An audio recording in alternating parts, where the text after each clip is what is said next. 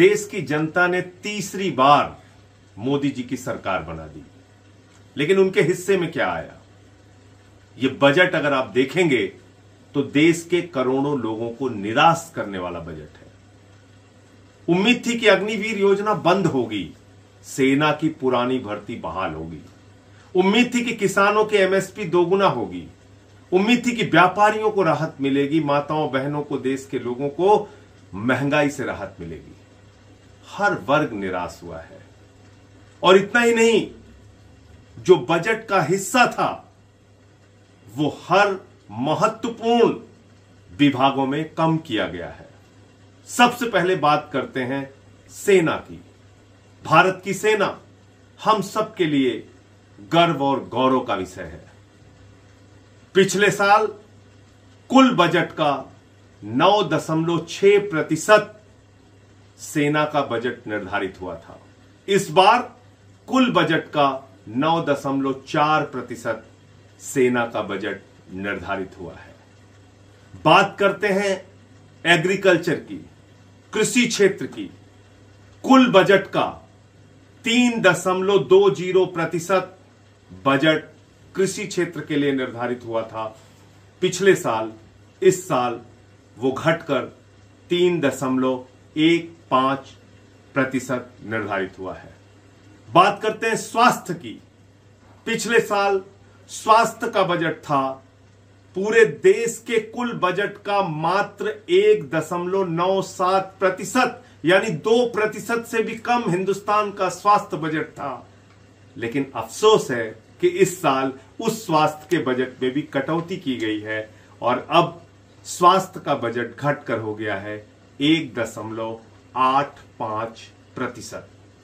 पिछले साल ट्रांसपोर्ट में जो बजट का हिस्सा था वो था 11.48%, वो भी घटाकर इस बार 11.28% कर दिया गया है। खाद की सब्सिडी, बड़ी चर्चा होती है इसकी कि किसानों के लिए मिलने वाली खाद पर छूट दी जाए। बार बार ये मांग करते हैं हम लोग। वो खाद की सब्सिडी भी घटा दी गई। पिछले साल वो बजट का 3.89% था, इस बार घटाकर 3.4% कर दिया गया। पेंशन, एक तरफ देश के करोड़ों कर्मचारी मांग कर रहे हैं कि पुरानी पेंशन की बहाली की जाए। लाखों लोग सड़कों पर प्रदर्शन कर रहे हैं। लेकिन पिछले साल पेंशन का बजट था 5.2%, उसको घटाकर इस बार कर दिया गया 5.05%। तो हर उस क्षेत्र में जिससे लोगों को राहत मिल सकती है, उसमें बजट में कटौती की गई है। आप अंदाजा लगा सकते हैं सरकार की प्राथमिकता क्या है।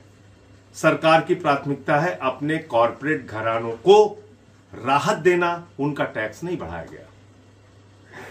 सरकार की प्राथमिकता है देश के छोटे लोगों को कर्ज के बोझ के तहत, टैक्स के बोझ के नीचे दबाना।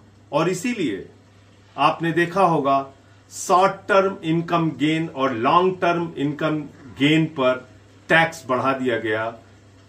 शेयर बाजार में 10 करोड़ निवेशक, लगभग 30 करोड़ परिवार अगर संख्या उनकी मिला ली जाए तो होते हैं, उसमें शॉर्ट टर्म इनकम गेन पर 15% से टैक्स बढ़ाकर 20% कर दिया गया और लॉन्ग टर्म इनकम गेन पर 10% से बढ़ाकर 12.5% टैक्स कर दिया गया।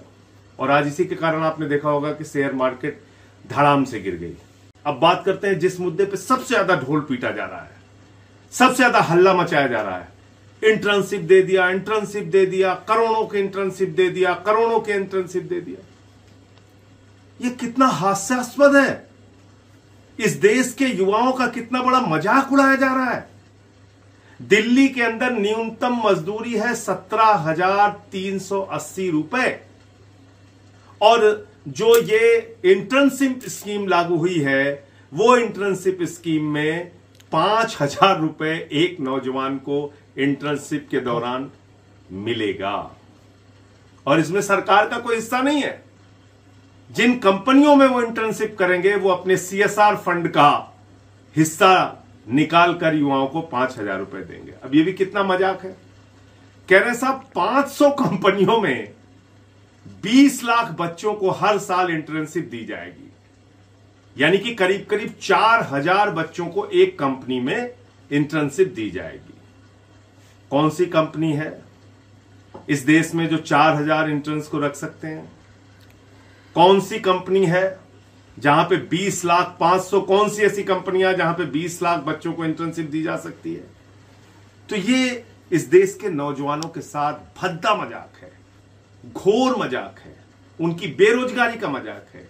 एक तरफ आप अग्निवीर योजना लाके सेना को ठेके पे रखते हैं, नौजवानों की पीठ पे छुरा मारते हैं। दूसरी तरफ इंटर्नशिप ये स्कीम लोगों को गुमराह करने के लिए, नौजवानों को सिर्फ एक झुंझुना पकड़ाने के लिए, वो भी 1 साल के लिए, जिसमें जॉब की कोई गारंटी नहीं, जिसमें कोई सरकारी विभाग में नौकरी मिल जाएगी इस बात की गारंटी नहीं।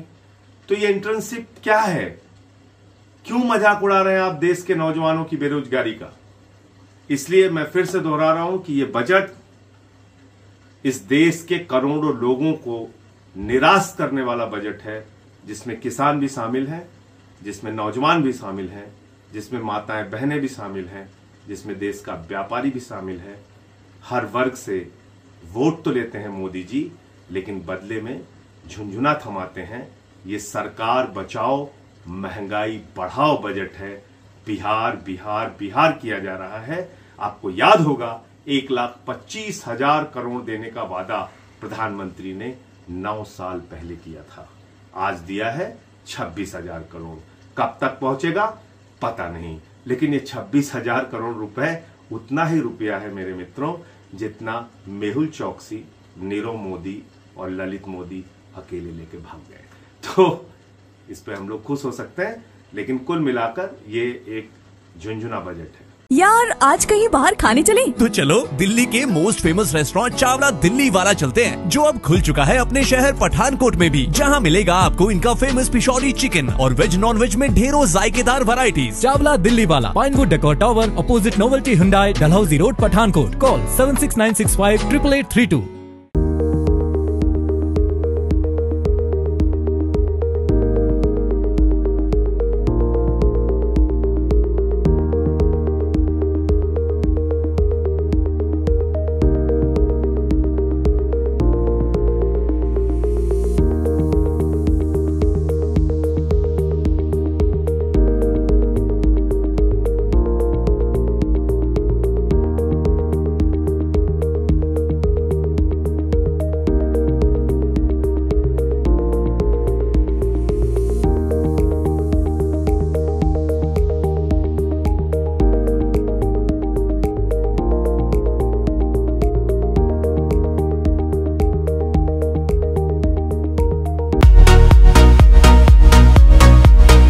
आपके शहर पठानकोट में खुल चुका है पहला विश्वसनीय south Indian restaurant Chennai Maratha, जो कि डलहौजी रोड ओपुलेंस होटल की बैक साइड पर है, जिसे शहर वासियों से बेहद प्यार मिल रहा है। यहाँ पर सारा खाना शुद्ध शाकाहारी और अत्यंत स्वादिष्ट है। यहाँ की सर्विस बेहद अच्छी है। चेन्नई मराठा रेस्टोरेंट में बच्चों से लेकर बुजुर्गों तक के स्वाद अनुसार व्यंजन उपलब्ध है। यहाँ पर बर्थडे पार्टी और किट्टी पार्टी भी की जाती है। आप सभी से निवेदन है कि आप सभी भी एक बार अपने परिवार के साथ चेन्नई मराठा आएं और यहाँ के बेहद स्वादिष्ट खाने का आनंद लें।